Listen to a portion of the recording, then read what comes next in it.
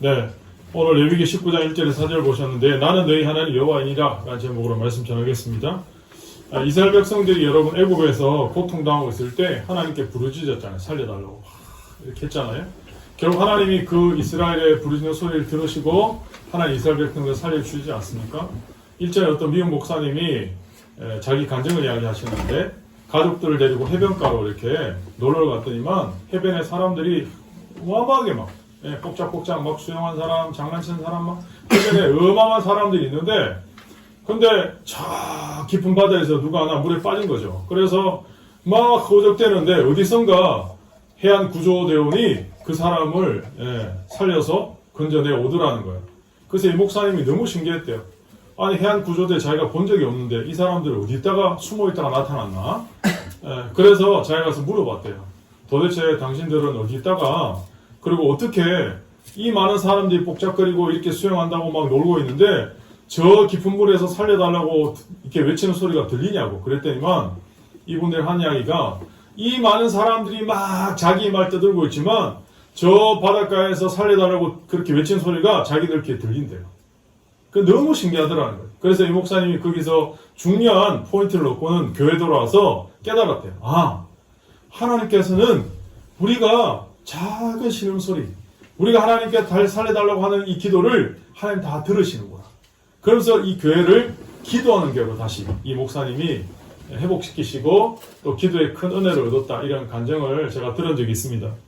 여러분 마찬가지죠. 하나님이 이스라엘 백성들이 400년 동안 애굽에서 종살이하면서 부르짖을 때 하나님이 그 소리를 들으신 거죠. 그런데 여러분 우리는 우리가 살고 있는 이 현장, 우리가 보고 있는 이 부분 자체가 다라고 생각하니까 내가 당하는 고통이 다인 줄 알잖아요. 그런데 하나님의 큰 통치적인 역사에서 보면 하나님 과거도 없고 미래도 없고 하나님 현재만 있잖아요. 하나님의 통치적인 이 역사의 관점으로 하나님 보고 계시니까 여기서는 지금 이스라엘 백성들이 애굽에서 고통당하고 있지만 지금 이스라엘 백성들이 들어가야 될 가나안 땅에는 지금 뭐하고 있는 거예요? 아모리 족속의 죄악이 점점 그게 달하고 있는 거예요. 그래서 창세기 15장 16절에 보시면 하나님 믿음의 조상 아브라함과 언약을 맺으실 때 횃불 언약이잖아요. 하나님께서 재물을 쪼개놓고 양측이 그 쪼갠 재물 사이로 지나가야 되거든요. 언약을 맺을 때는. 그런데 만약에 한쪽 편이 약속을 어길 시에는 이 쪼개진 재물처럼 그렇게 된다. 그거거든요. 그런데 아브라함이 잠깐 잠이 들어버렸어요. 그래서 하나님의 횃불 같은 하나님의 임재가 그냥 하나님 혼자 지나가신 거예요. 하나님 혼자. 그 말은 다시 말해서 하나님이 이 약속을 끝까지 이루시겠다는 거예요. 인간은 계속 반복적으로 또 실수하고 또 실패하고 계속 약속을 어기잖아요. 하나님 이미 그걸 아시고 하나님 열심으로 이루시겠다는 거예요. 그런데 창세기 15장 16절에 아브라함에게 4대 만에 니네가 이 땅으로 가나안 땅으로 돌아올 텐데 아모리 족속의 제약이 관영할 때 그때 하나님께서 돌아오게 하시겠다. 그러면 이쪽에서는 이스라엘 백성들이 4대 만에 400년 동안 애굽에서 막 종살이하고 있을 때 아직 가나안 땅에는 죄악이 점점 그득 차고 있는 거예요.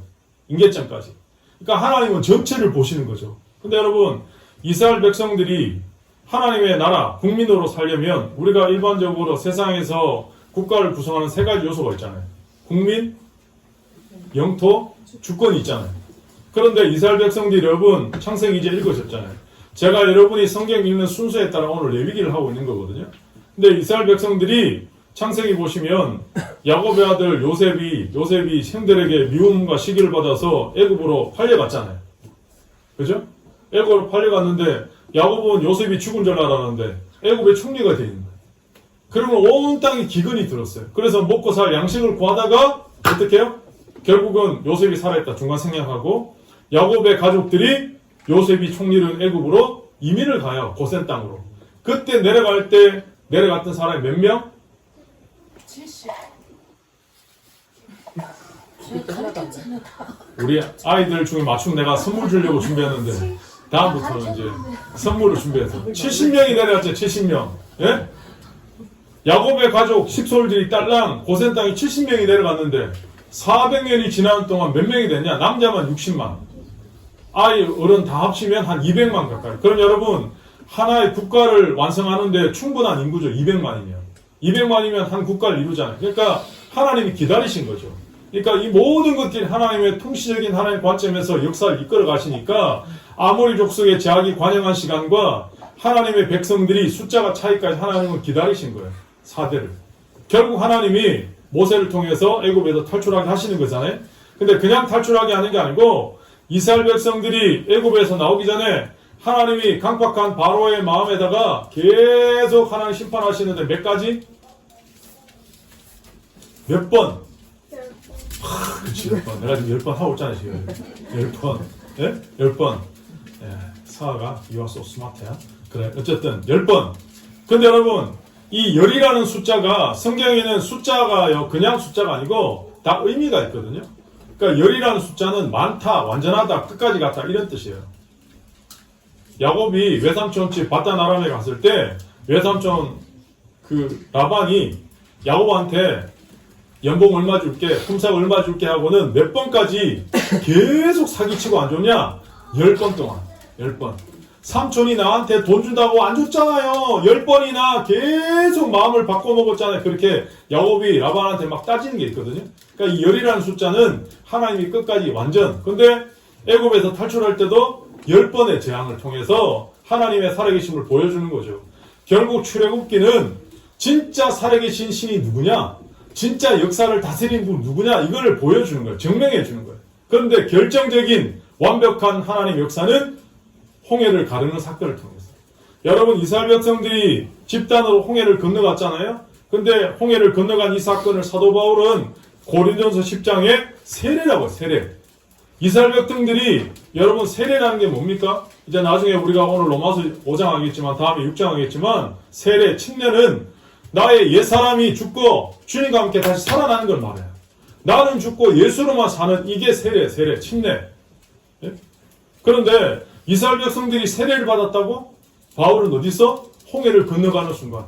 다시 말하면 홍해를 건넜기 때문에 나 옛사람은 다 죽고 이제는 새 사람이 된 거야. BC와 AD. 여러분 홍해를 건넜는데 다시 갈 수 있어요? 없어요? 노터닝 백이야. 못 가요.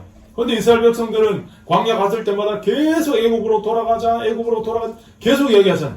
오늘 우리가 똑같아요. 우리가 세례, 침례 받았잖아요. 그럼 내가 주님과 함께 한 몸이 된 거예요. 근데 다시 내가 옛날로 돌아가요? 못 돌아가는 거죠. 하나님은 오늘 이스라엘 백성들을 홍해에 건넌 사건을 통해서 결정적으로 진짜 하나님이 살아계신 분이구나. 진짜 하나님이 세상의 주인이시구나. 더 나가서 자기가 건너온 그 홍해에다가 애국 병사들이 다 수장되잖아요. 물에 다 쓸려가잖아요. 그러니까 하나님을 진짜 깨닫게 되는 거죠. 그런데 이스라엘 백성들이 3개월 만에 하나님의 약속의 산 시내산에 도착했거든요. 여러분 생각해 보세요. 1, 2년도 아니고 400년 동안 정말 각종 우상 드글드글한 그 애굽 땅에서 400년 동안 가치관과 인생관과 세계관이 얼마나 찌들었겠어요. 근데 이 사람들이 갑자기 한 분이신 하나님을 제대로 섬기겠어요? 그럼 어떻게 해야 돼요? 공부를 해야 되잖아요. 교육이 필요하잖아요. 그래서 하나님이 시내산에 데려다 놓고 어떻게 해요? 그 11개월 10일 동안 시내산에 머문 기간이 약 12개월인데 11개월 10일이거든요. 이스라엘 백성들이 고센 땅에서 출발해서 시내산까지 가는 딱 3개월 걸려요. 3개월. 3개월 동안 가서 거기서 11개월 10일 동안 하나님의 이 말씀의 교육을 받는데 그게 뭐냐? 레위기. 결국 하나님은 이 레위기를 통해서 뭘 가르치시려고 하냐? 결국은 하나님이 이스라엘 백성들이 도대체 어떤 정체성을 갖고 살아야 되는지, 더 나아가서 죄인된 우리가 하나님께 어떻게 나가면 되는지, 이걸 레위기를 통해서 가르치는 거예요. 여러분 성경 66권 중에 제가 뭐 이런 표현하기 좀 그렇지만 가장 제일 우리가 읽기 힘든 책, 손이 안 가는 책, 손이 가 이게 아니고 손이 안 가는 책, 그게 레위기거든요. 만약에 성경 66권을 여러분이 편식하면서 그냥 여러분 읽기 좋은 책만 읽는다 그러면 아마 죽을 때까지 레위기 한 번도 안 읽고 천국 가는 사람도 있을 수도 있어요. 그 정도로 레위기는 참 읽기가 쉽지 않은 책이거든요. 뭐 양잡아서 피 뿌리고 뭐 불에 태우고, 그러니까 별로 와닿지 않는 책이죠. 계속 어려운 책이죠. 그런데 오늘 살고 있는 우리 그리스도인들이 제일 부담스러운 말 중에 하나가 또 거룩이거든요. 거룩. 근데 여러분 이 거룩이라는 단어를 잘못 이해해서 오늘 오작동이라고 할 수 있는데, 원래 거룩이란 말은 어떤 특별한 목적을 위해서 구별해 놓은 상태가 거룩이에요. 여러분 차별과 구별은 달라요. 하나님은 오늘 저와 여러분을 세상으로부터 차별해 놓은 게 아니고 구별해 놓으신 거예요. 구별해 놓으셨다는 건 하나님의 특별한 쓰임새를 위해서 하나님이 쓰시기 위해서 특별히 하나님 불러내신 거예요. 불러내셨다는 거예요. 구별해 놓으셨다는 거예요. 여러분 원래 이 교회라는 말이 교회 헬라어로 교회라는 말이 에클레시아라는 말이 불러낸 사람들 세상으로부터 하나님의 특별한 목적을 위해서 불러낸 사람들 이게 교회 에클레시아 헬라어로 하나님의 특별한 목적을 위해서 불러낸 사람들 그게 하나님의 백성이에요. 거룩한 백성 이게 거룩의 의미라는 거죠. 오늘 본문 또 레위기 19장 전체를 보면요 하나님이 계속 반복적으로 하신 말씀이 뭐냐 나는 너희 하나님 여호와라는 거예요. 나는 여호와라는 거예요. 나는 너희 하나님 여호와다. 나는 여호와다. 이 말씀을 19장 레위기 안에 몇 번 나오냐? 15번 무려. 성경 한 장에. 계속 하나님이 다시 말해서 오늘 하나님이 이스라엘 백성에게 오늘 저와 여러분에게 뭘 말씀하시냐? 내 인생이 어디에 속해 있는지 그리고 진짜 내 인생을 누가 책임지는지를 명확하게 알라는 거예요. 여러분 내 인생이 어디에 속해 있는지 내 인생을 누가 진짜 책임지는지를 명확하게 알아야 내가 누구인지를 알게 되고 우리 인생을 제대로 살아가게 됩니다. 우리는 지금까지 우리 인생을 살아오면서 내 힘으로 이 땅을 살아가는 것이 얼마나 한계가 있는지 내 힘으로 내 능력으로 이 땅을 살아가는 것이 얼마나 연약한지를 한두 번씩은 다 경험하셨을 겁니다. 오늘 우리가 살고 있는 이 작금의 대한민국 땅은 경쟁이 거의 극한에 이른 삶의 방식으로 몰아가고 있는 사회입니다. 그래서 사람들은요 제1의 가치관으로 뭘 꼽냐? 돈이에요. 돈이 제일 가치관이에요. 돈으로 사람을 평가해요. 돈으로 사람을 다 난도질해요. 들어가서 이 땅의 삶의 목표나 목적은 뭐냐? 자신의 욕구나 욕망에 따라서 충동적인 삶의 방향이 결정이 됩니다. 내가 좋으면 좋은 거고 내 욕구를 충족시키고 내 욕망을 충족시키면 자기 목표가 되는 거예요. 오늘 어쩌면 이 세상은 최고의 개인주의를 넘어서 이기주의 체제가 삶을 지배해요. 근데 여러분 하나님을 믿지 않은 무신론자들, 유물론자들은요 이렇게 사는 게 어느 정도 이해가 돼요. 왜? 이 땅에 사는 게 전부니까.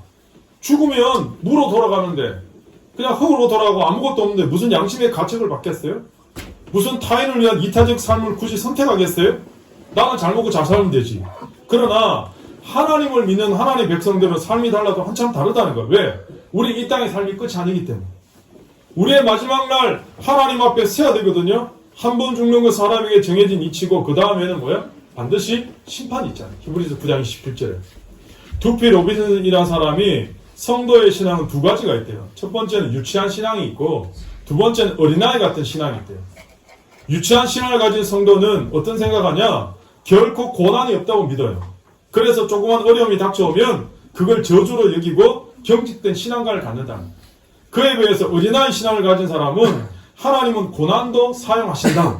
그래서 하나님께서 결국 이 고난을 통해 나를 연단해 가신다. 그 하나님의 손길을 바라본다는 거예요. 유치한 신앙을 가진 성도는요, 삶의 목적을 행복이라고 믿어요. 그래서 조금만 불행하면 견디지 못하고 쉽게 믿음이 무너져 내리는 거죠. 그런데 어린아이 같은 신앙을 가진 성도는 성도의 살아가는 목적은 행복이 아니라 거룩이라는 걸 믿어요. 그래서 수많은 시련과 고난을 통해서 자기가 정금같이 나올 것을 기대하는 거죠. 예를 들어서 한국 사회 경제적인 여러 어려움들이 있을 때 가정이 무너지고 심지어 자살한 일들이 빈번하고 여러 가지 사건 사고가 많았잖아요. 반면에 어떤 가정은 시련 때문에 더 기도해요. 시련 때문에 하나님께 더 매달려요. 참 이상한 것 같아요. 어떤 사람은 시련이나 고난 때문에 오히려 정금으로 변하고 어떤 사람은 동일한 시련이나 고난 때문에 산산조각 나는 거예요. 그 차이가 뭘까요? 성도 안에 하나님이 부어주시는 믿음과 소망이 있는가에 따라서 판단되는 거죠. 여러분, 우리 안에 믿음과 소망이 있으면요, 어떤 시련이 와도 고난이 와도 결국 내 인격이 정금으로 변하는 축복이 돼요. 반면에 내 안에 믿음과 소망이 없으면 시련과 고난이 오면 그 시련 때문에 눌려서 산산조각 나는 거죠. 그러므로 성도는 외적인 환경이나 조건보다 내 안에 하나님을 향한 믿음이 있는지를 늘 살펴야 된다는 거예요. 내 안에 하나님을 향한 소망이 있는지 살펴야 된다는 거죠. 내 안에 하나님을 향한 진정한 믿음과 소망이 있다면 어떤 시련이 온다고 할지라도 환난의 인내의 연단의 소망을 이루시는 하나님의 축복을 붙들 수 있기 때문이죠. 유치한 신앙을 가진 성도는 하나님 모든 기도를 다 들어주신다고 믿어요. 그래서 몇 번 기도해보고 응답이 없으면 초조하고 불안하고 두려움을 떨치지 못하는 거죠. 그런데 어린아이 같은 신앙을 가진 성도는 기도의 응답은 yes, no, wait 여러 가지가 있다는 거예요. 그래서 초조하게 한 가지 응답만을 고집하지 않고 신실하게 하나님 인도하심을 따라 순종하게 된다는 거죠. 유치한 신앙을 가진 성도는 하나님의 뜻을 모두 다 이해할 수 있다고 착각해요. 그래서 자기의 한평도 안 되는 작은 머리로 모든 걸 다 설명하려고 하다가 자주 시험에 곤란에 빠지곤 한다는 거죠. 그런데 어린아이 같은 신앙을 가진 성도는 하나님의 뜻을 다 이해하지 못한다고 할지라도 마지막에는 하나님께서 모든 것이 합력해서 푸른 초장과 실마은 물가로 인도하심을 확신하는 거예요. 왜? 하나님은 나보다 나를 더 잘하시는 분이기 때문에. 그리고 하나님은 신실하시기 때문에. 그러므로 믿음의 성도는 모든 것을 다 알기 때문에 하나님을 따라가는 게 아니고 주님의 사랑을 확신하기 때문에 따라가는 존재라는 거죠. 아멘. 여러분 유치한 신앙을 가진 성도는요 모든 부분에서 다 성승장구해야 한다고 믿어요. 그래서 신앙이 세상 속에서 패배하는 같이 보이거나 낙오되는 같이 보일 때 도저히 신앙적으로 받아들이지를 못해요. 그런데 어린아이 같은 신앙을 가진 사람은요 우리의 힘의 원천은 우리의 강함을 자랑하는 게 아니고 우리의 약함을 인정하는 거예요. 사도 바울의 고린도후서 12장 10절에 있는 고백처럼 내가 약할 그때 곧 강합니다. 오히려 자기 약한 것들을 자랑하는 거예요.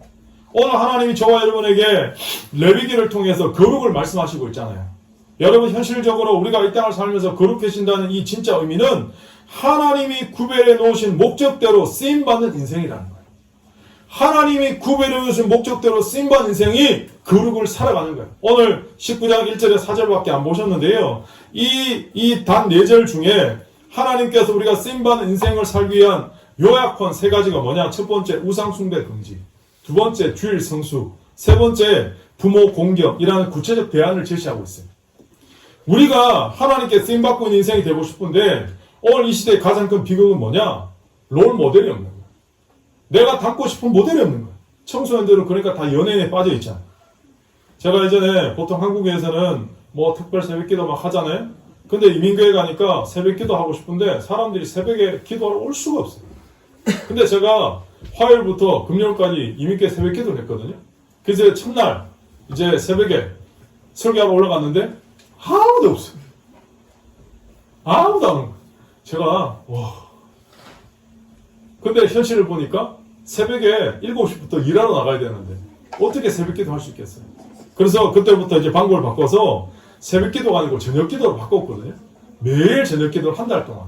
그러면서 한 가정, 두 가정씩 중보기도 하면서 제가 그때 어떤 소망이 있었냐면 내가 목회하는 이 교회는 기계의 엔진과도 같은 기도가 살아있는 교회가 되면 좋겠다. 특별히 24시간 기도하는 그룹이 있으면 좋겠다. 언제 누가 와도 늘 기도한 사람이 있는 교회. 가슴에 세상에서 의뢰가 맺히고 하루 종일 살다가 울컥울컥 올라올 때 쏟아 놓을 땐 없고 잠자려고도 잠이 안 오고 염려와 불안을 눌릴 때 그 교회는 24시간 기도하는 그룹이 있지, 기도하는 모임이 있지, 그 교회는 항상 기도가 있지. 여러분 저는 그런 기도, 그런 교회가 되기를 소망해 봤거든요. 우리 아이들 앞에서 부모님이 나이가 들면 어릴 때는 엄마 아빠를 존경하다가 애들이 나이가 점점 들어가면 에이 우리 엄마 아빠 좀 세상 지식도 좀 우리보다 모자란 것 같고 우리가 볼 때 세상도 우리보다 좀 모르는 것 같고 그래서 아이들이 그런 어떤 저런 판단하지만 그럼에도 불구하고 우리 아이들에게 엄마 아빠가 딱 머릿속에 박혀야 될 인상은 뭐냐? 그럼에도 불구하고 엄마 아빠 나에서 기도하시는 분, 인생의 위기 때마다 골방에서 무릎 꿇고 내 이름을 불러주시는 분, 그게 아이들 머릿속에 박혀야 될 부모 상이라는 거죠. 저는 그런 소망이 있었거든요. 여러분 다시 말씀드리지만 저는 가장 아름다운 인생은 하나님 앞에 쓰임받는 인생이라고 생각합니다. 내가 세상적으로 아무리 잘나도 하나님 쓰시지 않으면 아무것도 아닌 거예요. 하나님 앞에 쓰임받는 인생. 근데 오늘 저와 여러분을 하나님 나라 핵심 지도자급으로 이 땅에 하나님 불러주시고 예배 가운데 부르신 거예요. 여러분 우리가 지도자로 쓰임받으려면 핵심을 잡아야 되거든요. 핵심을 잡는 사람은 지혜로운 사람이기 때문에 그래요. 우리 세상에서 지식이 없어서 망하는 게 아니고 지혜가 없어서 망하는 거예요. 그럼 어떤 사람이 지혜로운 사람입니까? 지혜로운 사람은 자신에게 주어진 기회를 잘 활용하는 사람이에요. 더 나아가서 지혜로운 사람은 자신의 사명과 목적을 알기 때문에 늘 깨어서 인생을 준비하는 인생을 사는 사람을 말해요. 그래서 잠언은 지혜로운 사람 지혜 이야기하는 거거든요. 반대로 지혜 없는 사람을 잠언은 뭐라 얘기하냐? 게으른 사람이에요. 게으른 사람. 왜 지혜 없는 사람을 게으르다 그런지 아세요? 자신에게 주어진 기회를 다 놓쳤기 때문에. 더 나아가서 자신의 사명을 망각하고 인생을 낭비하고 살았기 때문이죠. 오늘 저와 여러분 다시 이 땅 가운데 하나님이 부르셨어요. 불러내셨어요. 구별해 놓으셨어요. 사명자로 부르셨어요. 이게 저와 여러분 이 땅에 존재하는 목적입니다. 사도 바울이 그래서 자기의 편지 앞부분에 늘 고백하잖아요. 하나님의 뜻으로 말미암아 부름받은 나 사도 바울. 하나님의 뜻으로 말미암아 사도된 나 바울은요 계속해서 하나님의 뜻으로 자기가 이 사도직을 행하고 있대요. 근데 여러분 사명도 좋고 비전도 좋지만 이 모든 것들보다 먼저 해결될 우선적인 문제가 뭐냐? 죄인된 우리들이 어떻게 거룩하신 하나님께 나갈 거냐는 거예요. 그래서 레위기는 우리의 거룩하신 왕이신 하나님께 어떻게 나가야 될지에 대해서 우리에게 보여주고 있는 거예요. 여러분 인간은 죄에 빠져있기 때문에 거룩하신 하나님 앞에 자발적으로 나갈 수가 없어요. 우리 스스로는. 그래서 하나님께서 먼저 하나님 관계 회복을 위해서 제사라는 방법을 통해서 가르쳐 주신 거죠. 특별히 레위기는 처음부터 희생제사에 대해서 말씀하고 있거든요. 여러분 이스라엘 자손들은요 희생제사의식을 통해서 장차 오실 메시아이신 예수님을 통해 완성될 복음을 미리 경험하는 거죠. 제사를 통해서. 여러분 첫 번째 등장한 제사가 번제입니다. 번제는 하나님과의 깨져버린 관계를 회복하는 제사가 번제입니다. 이것은 완전한 헌신을 의미하거든요. 결국 이 번제는 뭘 의미하냐? 우리를 대신해서 십자가에서 대신 우리의 모든 죄를 담당하시고 대성물이 되실 예수님을 예표하는 거예요. 두 번째 제사가 소제입니다. 소제. 레위기 읽으셨죠? 기억나십니까? 두 번째가 소제입니다. 소제는 뭐냐? 우리의 모든 삶의 주인이신 하나님이 우리의 삶의 진정한 주인이 되신다는 인정하고 제물을 바치는 제사가 소제입니다. 원래 소제는 히브리어로 왕에게 바치는 예물 이런 뜻이거든요. 그러니까 불순종하고 교만한 인간들이 저지른 죄악을 위해서 하나님 앞에 완전한 순종의 제물로 십자가에 지신 예수님, 이게 바로 소제예요. 소제. 여러분 그러면 예수님의 십자가를 통해서 이렇게 완성되잖아요. 하나님께서 번제의 헌신과 소제의 순종을 통해 이제 어떻게 되는 거예요? 그럼 하나님과의 관계가 회복이 되는 거예요. Peace with God이 되죠. 하나님과 화평의 관계가 되니까 그 다음 드린 제사가 뭐예요? 화목제예요. 화목제. 근데 여러분 이 화목제는 뭡니까? 예수님께서 지신 십자가를 통해서 하나님과 우리 사이 화평의 다리가 놓아진 거죠. 그래서 예수님께서 스스로 화목 제물이 되신 거죠. 이게 세 번째 화목제예요. 여러분 구약시대 때는 제사장을 통해서 하나님과 이스라엘 백성 사이에 중보자 역할을 하게 했잖아요. 율법도 가르치고 하나님 앞에 제사도 지내고 백성을 대신해서 중재자 역할도 하고. 그런데 이제 이 모든 역할을 새 언약의 중보자이시고 유일한 대제사장이신 우리의 본이 되신 예수님께서 십자가를 통해 완성하신 거죠. 그래서 누구든지 예수님을 영접하고 거듭나고 믿는 사람들이 진정한 영적 제사장 역할을 하는 거룩한 제사장이다. 히브리서는 증언하고 있어요. 히브리서 13장 15절 16절에 그러므로 우리는 예수로 말미암아 항상 찬송의 제사를 하나님께 드리자. 이는 그 이름을 증언하는 입술의 열매니라. 오직 선을 행함과 스스로 서로 나누어 주기를 잊지 말라. 하나님은 이 같은 제사를 기뻐하시는. 그래서 여러분 우리 남은 인생 동안 꿈을 꿔야 돼요. 어떤 꿈? 하나님께 쓰임받겠다는 꿈. 하나님께 쓰임받겠다는 비전. 근데 나만 꿈꾸는 게 아니고 우리 다음 세대한테 이 꿈을 물려줘야 되는 거죠. 근데 여러분 예수님 당시에도요. 예수님을 따라가는 제자들이 꿈이 있었거든요. 어떤 꿈? 예수님이 막 기적도 행하시고 이적도 행하시고 떡 5개 물고기 2마리로 5,000명을 막 남자만 먹이시고 우와 드디어 저분이다. 저분이 진짜 메시아다. 어떤 메시아? 우리를 로마로부터 해방시켜줄 메시아다. 제자들은 그렇게 생각하는 거예요. 로마의 제국 아래에서 짓밟히고 신앙하던 유대민족에게 여러분 가장 절실한 꿈이 뭡니까? 해방이잖아요. 독립이잖아요. 그런데 예수님이 등장하니까 그 꿈을 꾼 거죠. 야 예수님이 드디어 우리 민족을 해방시켜 주시겠구나. 그런데요 이 사람들이요 그런 꿈 가운데 개인적인 야망도 있었어요. 예수님이 왕이 되시면 내가 우의정해야지, 내가 좌의정해야지, 그런 개인적 야망도 섞여 있었어요. 그런데 어느 날 정치적인 메시아라고 생각했던 예수님이 허무하게 십자가에 죽어버리신 거예요. 십자가에서 죽으신 날 제자들의 꿈이 완전히 다 깨져버린 거죠. 그래서 삼삼오오 흩어져서 자기 집으로 고향으로 다 돌아가 버렸어요. 모든 게 다 끝났다는 거예요.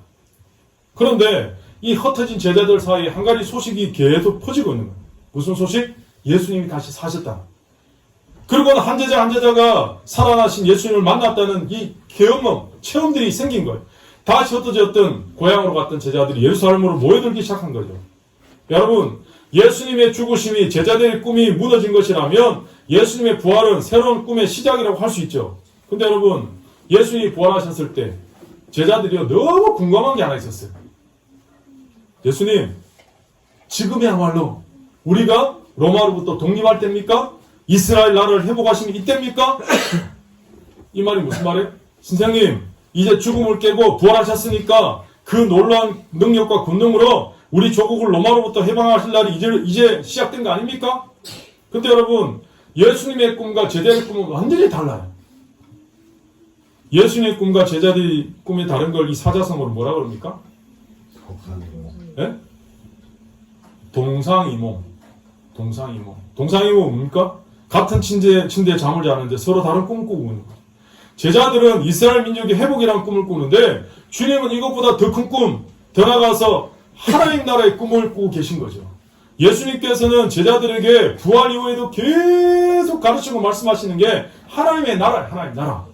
이 하나님의 나라를 이루기 위한 명령이 사도행전 1장 8절이에요. 오직 성령이 너희에게 임하시면 너희가 권능을 받고 예루살렘과 온 유대와 사마리아 땅까지 이르러 어떻게 돼요? 내 증인이 되리라. 예수님이 꿈꾸고 계셨던 하나님 나라는요, 이스라엘 민족과 예수님의 제자들이 꿈꾸고 있었던 나라와 차원이 완전히 달라요. 제자들이 꿈꾸고 있었던 나라는 정치적인 나라거든요. 그런데 예수님이 말씀하신 나라는 정치적인 나라가 아니라 영적인 나라. 보이지 않지만 여기서부터 시작되어서 완성을 향해 확정되고 있는 하나님의 나라죠. 제자들이 꿈꾸고 있던 나라는 지상에 살아간 동안 필요했던 순간적 나라지만 예수님이 말씀하신 나라는 영원한 나라. 예수님이 꿈꾸고 있던 이 나라는 이스라엘뿐만 아니라 예루살렘, 사마리아 땅끝까지 전 세계 모든 민족을 포함해서 이루어질 우주적인 나라였다는 거죠. 제자들이 꿈꾸던 나라는 이스라엘 민족으로 출생한 사람이면 누구나 그 국민이 될 수 있는 나라였어요. 그러나 하나님의 나라는 영적인 출생이 없이는 들어갈 수 없는 나라예요. 자신의 죄인됨을 깨닫고 하나님 앞에 자기 자의 삶을 믿음으로 드리지 않고는, 다시 말해서 회개와 믿음이 없이는 하나님 나라 국민이 될 수 없어요. 그래서 세례 요한이나 예수님께서 지상에서 가장 먼저 선포한 메시지가 뭡니까? 회개하라. 천국이 가까웠느니라. 킹덤 오브 갓. 회개하라. 천국이 가까웠느니라. 왜? 하나님 나라는 회개와 믿음이 없이는 들어갈 수 없기 때문에. 여러분, 이스라엘 민족과 예수님의 제자들이 꿈꾸고 있는 나라는요, 전쟁이라는 방법으로 확정될 수도 있거든요. 그러나 하나님의 나라는 전쟁이 아니라 오직 전도라는 방법에서 땅끝까지 확정돼갈 나라였다는 거예요. 여러분, 제자들이 꿈꾸고 있던 이 나라는 한 민족에게 그들이 세상에서 탐하고 있었던 개인적 축복만을 약속한 나라였어요. 그런데 주님께서 말씀하신 하나님 나라는 모든 민족에게 평화를 약속하는 나라. 더 나아가서 하나님 나라는 변화된 자가 분명한 삶의 목표를 가지고 걸어갈 수 있는 찬양과 시와 노래가 넘치는 삶을 가진 나라였습니다.